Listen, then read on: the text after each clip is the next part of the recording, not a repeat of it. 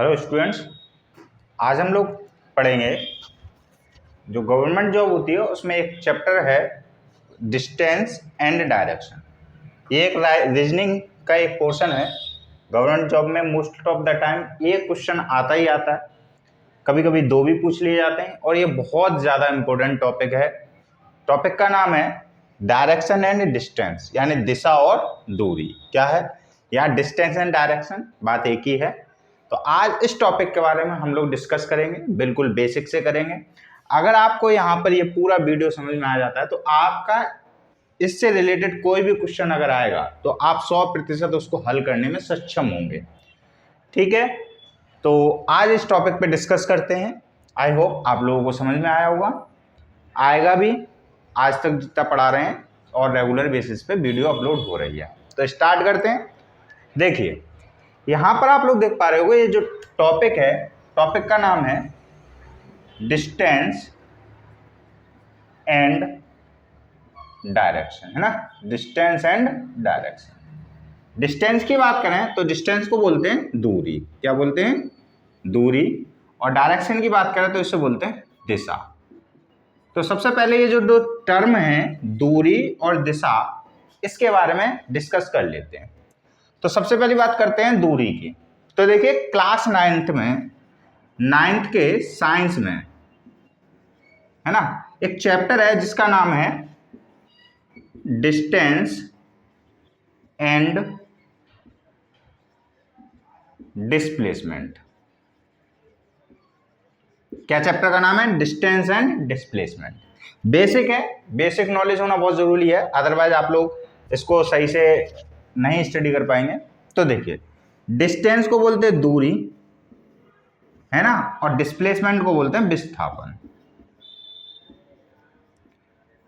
क्या अंतर है ये भी समझते हैं। देखिए मान लीजिए ये पॉइंट ए है और ए पॉइंट से कोई व्यक्ति इस रास्ते से पॉइंट बी तक पहुंचता है।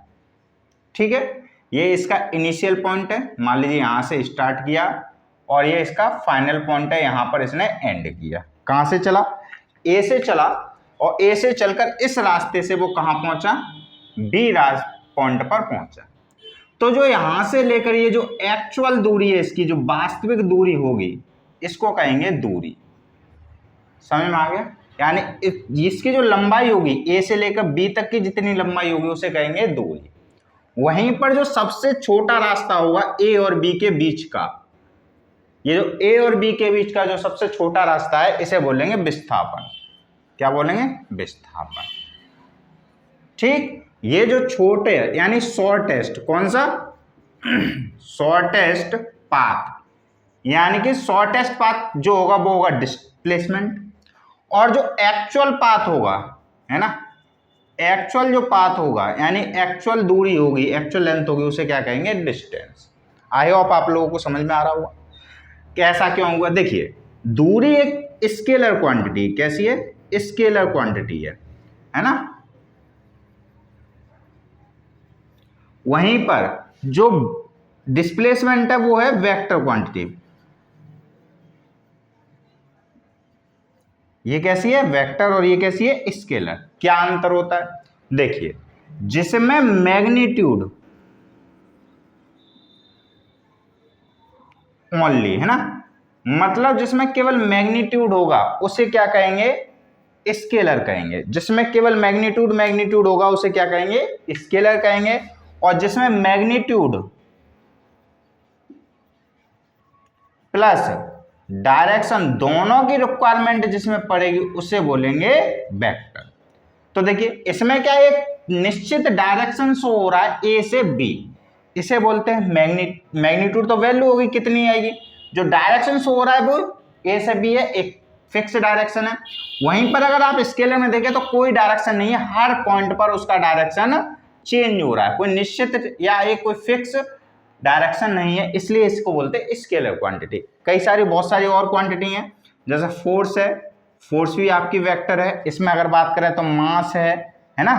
तो कई सारी अलग अलग फिजिकल क्वांटिटीज हैं जो अलग अलग स्केलर होती हैं और वेक्टर होती हैं। किसी दिन इस पे टॉपिक पे डिस्कस करेंगे, तब बात करेंगे। फिलहाल इस टॉपिक की बात करते हैं। तो ये दिशा और दूरी में 3 चीजें आपको बहुत अहम है जिसका ज्ञान आपको होना चाहिए। सबसे पहले तो डिस्टेंस। तो डिस्टेंस क्या होगा, ये क्या होता है, कैसे होता है, कैसी क्वांटिटी होती है, कैसे मेजर किया जाता है, ये सब पहला। दूसरी बात अगर हम बात करें तो आप लोगों को यहां पर दिख रहा होगा दिशा, है ना। दिशा एक तो होगा डिस्टेंस, दूसरा हो गया दिशा। तीसरी बात है जो सबसे पहले हम लोग क्या करते हैं, डिस्कस कर लेते हैं कि दूरी के बाद अब इसको मेजर कैसे करेंगे, है ना। मान लीजिए दूरी है, उसको मेजर कैसे करेंगे, तो स्टार्ट करते देखिए कैसे करते हैं। इसके लिए सबसे पहले आपको एक त्रिभुज होता है जिसे बोलते हैं राइट ट्राइएंगल। क्या बोलते हैं, राइट ट्राइएंगल। राइट ट्राइएंगल या फिर जिसको हिंदी में बोलते हैं समकोण त्रिभुज। क्या बोलते हैं, समकोण त्रिभुज, या फिर बोलते हैं राइट ट्राइएंगल, है ना। क्या बोलते हैं, राइट ट्राइएंगल। क्या है, समकोण, समकोण और राइट ट्राइएंगल। तो समकोण और राइट ट्राइएंगल का मतलब होता है वह ट्राइएंगल जिसमें एक कोण कितने का हो, 90 डिग्री का हो। क्या राइट ट्राइएंगल कौन सा होगा या समकोण कौन सा होगा जिसमें एक एंगल कितने का होगा, 90 डिग्री का होगा। कैसे, मान लीजिए ये ट्राइएंगल है, ठीक है, ये ए है, ये बी है और ये सी है। तो ये जो कोण दिख रहा है, ये जो एंगल दिख रहा है यहाँ पर, ये 90 डिग्री का है। तो ये कैसा ट्राइएंगल हो जाएगा, राइट ट्राइएंगल या फिर समकोण त्रिभुज। समझ में आ गई आई हो, क्या आप लोगों को समझ में आया। समकोण या राइट ट्राइएंगल क्या है, वह एंगल जिसमें ये कोण कितने का हो, 90 डिग्री का हो, उसे कहते हैं राइट ट्राइएंगल। बेसिक है, बेसिक से हम लोग बढ़ते हैं, तो हो सकता है कुछ लोगों को आता हो, कुछ लोगों को नहीं आता हो। तो हम लोग बिल्कुल बेसिक है, जिन्हें आता है बहुत अच्छी बात है, और जिन्हें नहीं आता उन्हें सीखने में हेल्प मिलेगी। स्टार्ट करते हैं। यहाँ पर एक चीज और है, बहुत ज्यादा ध्यान रखें, कभी कभी वैसे तो नहीं आती लेकिन आपको बेसिक नॉलेज होनी चाहिए। क्या, मान लीजिए मैं बोल दूं इसको रिटर्न करें, तो आप कैसे लिखेंगे, राइट ट्राइएंगल है तो ए बी सी, है ना, ऐसे ही तो लिखेंगे। तो ये सही लिखा हुआ, अब कहेंगे गलत कैसे है, तो सुनिए। मान लीजिए मैं बोल देता हूं एक्स बाई जेड, या फिर कोई और एग्जांपल ले लेते हैं, मान लीजिए ले लेते हैं ए एक्स जेड, ठीक।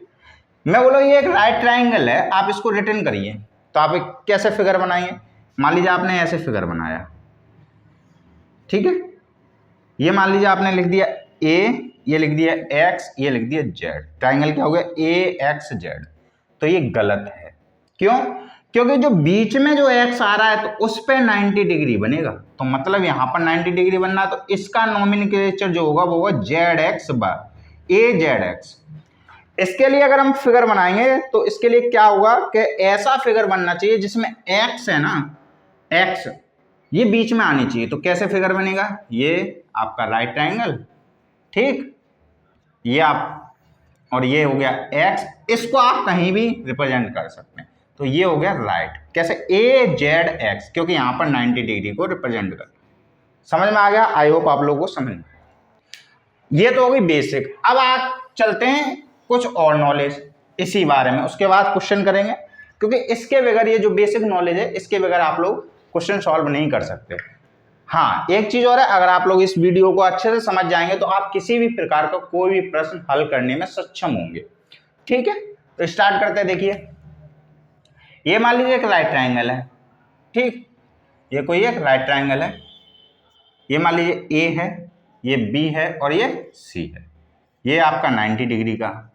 अब ध्यान रखने वाली बात, मान लीजिए कोण एक थीटा है, तो जो 90 डिग्री होगा उसके सामने वाली जो भुजा होगी, 90 डिग्री के सामने वाली भुजा जो होगी उसे बोलेंगे कर्ण। क्या बोलेंगे, कर्ण या फिर हाइपोटेन्यूस, है ना।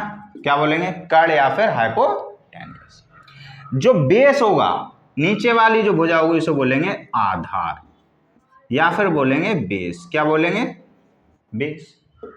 जो परपेंडिकुलर यानी कि जो एंगल के जस्ट सामने वाली भुजा होगी उसे बोलेंगे लंब। क्या बोलेंगे, लंब या फिर बोलेंगे परपेंडिकुलर, है ना। क्या बोलेंगे, लंब या फिर परपेंडिकुलर। समझ में आ गया। राइट ट्राइंगल के 90 डिग्री के सामने वाली भुजा को क्या बोलेंगे, कर्ण बोलेंगे। नीचे वाली भुजा जो बेस होगी उसे बोलेंगे आधार, और जो ये जो एंगल के जस्ट सामने वाली भुजा होगी उसे क्या बोलेंगे, लंब बोलेंगे। यहां से एक रिलेशन निकला था, एक मैथमेटिशियन थे पाइथागोरस, उन्होंने एक थ्योरम दी थी पाइथागोरस थ्योरम, वो बहुत इंपॉर्टेंट है इस चैप्टर में, वो आपको आनी चाहिए।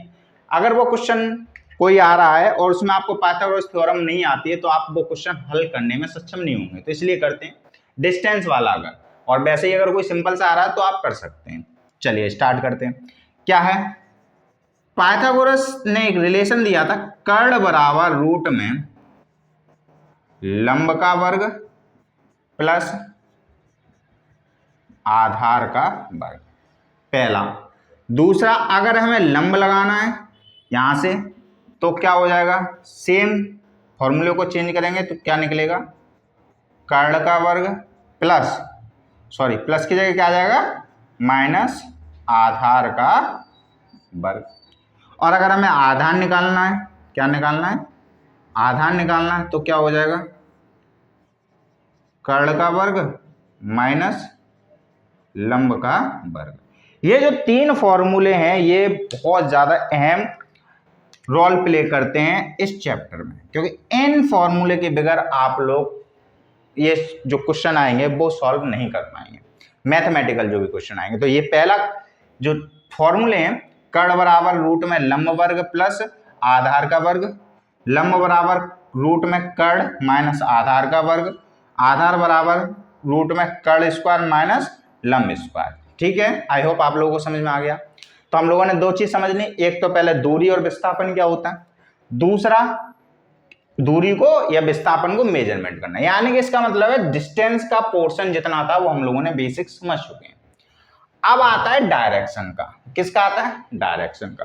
तो डायरेक्शन के लिए स्टार्ट करते हैं। देखिए, आपको बेसिक नॉलेज डायरेक्शन की होनी चाहिए। अगर आप मानचित्र उठा के देखेंगे तो उसमें आपको डायरेक्शंस पता चल जाएंगे, दिशा पता चलेंगे। तो दिशा के लिए देखिए 4 दिशा मेनली होती हैं। कौन सी होती हैं, देखिए ये आपकी दिशा चार्ट बना रहा हूं। ये जो इस साइड की जो दिशा होती है, ये जो दिख रही है, इसे बोलते हैं पूरब। क्या बोलते हैं, पूर्व। ठीक, और पूर्व के जस्ट सामने वाली होती है पश्चिम। क्या होती है, पश्चिम। ठीक है, ये पूरब हो गई, ये पश्चिम हो गई। जो अप साइड होती है उसे बोलते हैं उत्तर। क्या बोलते हैं, और जो डाउन साइड होती है उसे बोलते हैं दक्षिण। ठीक, आई होप यहां तक समझ में आ गया होगा। क्या, ये पूरब, ये उत्तर, ये पश्चिम और ये दक्षिण। एक चीज और, जितनी भी ये भुजाएं होती हैं वो म्यूचुअली यानी एक दूसरे के 90 डिग्री पर काटती हैं, दिख रहा होगा। तो यहां से हमें ट्राइंगल, राइट ट्राइंगल बनाने में जब सवाल आता है तो हमें आसानी होती है। तो कितने पर काटती हैं, 90 डिग्री पे। दूसरी बात, अब ये क्या होगी, 4 भुजाएं होंगी लेकिन होती कितनी है, 8। तो क्या करते हैं, इसके बीच की ये जो ये लाइन जा रही है इनको भी दिशाएं मानते हैं। अब देखिए आप लोग समझ पा रहे होंगे, ये दोनों एक दूसरे के सामने भुजा जा रही हैं। तो ये वाली क्या हो जाएगी, किसके बीच में, उत्तर और पूरब के बीच में। तो इसमें हो जाएगी उत्तर पूर्व।